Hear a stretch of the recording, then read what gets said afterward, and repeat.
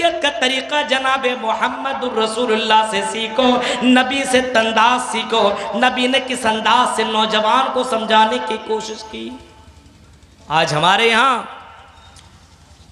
किसी का मोबाइल अगर मस्जिद में अगर गिर जाए या बजने लगे, इमाम साहब तो उसको काफिर बता देते, भाग मोबाइल बजाता है, मोबाइल मस्जिद के अंदर, शर्म नहीं आती। एक जगह के लड़का तकरीर सुन करके गया नमाज पढ़ने कि चलो आज से मैं नमाज पढ़ूंगा। अब इत्तेफाक से मोबाइल बंद करना भूल गया। अब नमाज पढ़ ही रहा था कि आजकल का मोबाइल के अंदर जो सॉन्ग लगाता है वो कितना ज़बरदस्त, वो भोजपुरी गाना लगा हुआ था उसमें। अब फजर के वक्त भोजपुरी गाना बजने लगा। अब जाहिर सी बात, इसको मसला भी मालूम नहीं था कि मोबाइल निकाल करके मैं इसको बंद कर दूं। बज रहा तो बज रहा है। अब इमाम साहब ने बड़ी सूरत पढ़ना शुरू कर दिया, लेकिन जल्दी से ख़त्म किया और सजदे में किया, रुकू सजदा सब कुछ किया, सलाम फेरा। तब बच्चे ने क्या किया, उससे पहले जब रुकू में बैठा हुआ था, तशहुद में जब बैठा हुआ था, वो लड़का उठ करके भाग गया, सलाम फेरा भी ना, भाग गया। सोचा आज तो खैर नहीं है, भाग गया। दूसरे दिन आया, किसी ने बताया यही है, बस।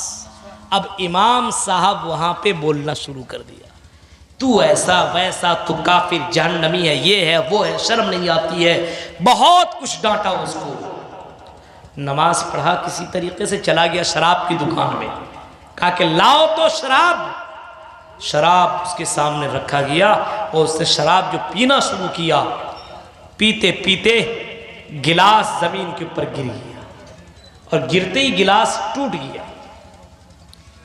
एक वेटर आता काम करने वाला, उसके साथ साथ में मालिक भी दौड़ करके आता है और कहता बाबू चोट तो तुम्हें नहीं लगी है, कोई बात नहीं, गिलास गिरा गिरने दो, हम तुम्हें दूसरा गिलास देते हैं।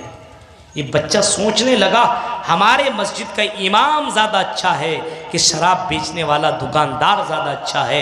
यहाँ गिलास भी गिरा लेकिन फिर भी इतना प्यार से ये पूछता है कि तुम्हें चोट तो नहीं आई, और हमारा इमाम सबके सामने बेइज्जती किया। अल्लाह के नबी ने फरमाया अगर कभी किसी को नसीहत भी करनी हो तो अकेले में करो, सबके सामने कहो ए बेनमाजी, ए चोर, ए शराबी, ए जुआड़ी, तो उसको नसीहत नहीं वो पकड़ेगा बल्कि और ज़्यादा वो गलती करेगा। मेरे भाइयों, ये तरबियत का तरीक़ा आपको जनाब मोहम्मद रसूलुल्लाह से सीखना होगा, वरना आप अपने बच्चों को सही तरबियत नहीं दे सकते।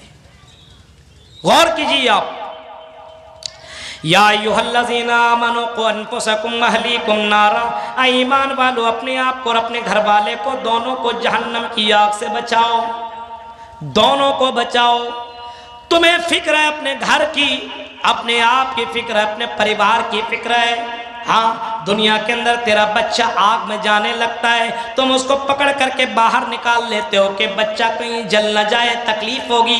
तुम दुनिया की आग से अपने बच्चे को बचाना चाहते हो, लेकिन जहन्नम की आग से क्यों नहीं बचाना चाहते हो? जहन्नम की आग जो दुनिया के मुकाबले में कई गुना 69 गुना ज़्यादा आगे है, ज़्यादा डेंजरस, ज़्यादा खतरनाक है। नबी अकरम ने भी अपने बेटी को जहन्नम की आग से बचाने के लिए बाकायदा नसीहत की। फरमाया या फातिमा, आई मेरी बेटी फातिमा, सलोनी मिम्माली, आई मेरी बेटी जो भी मांगना है मांग लो।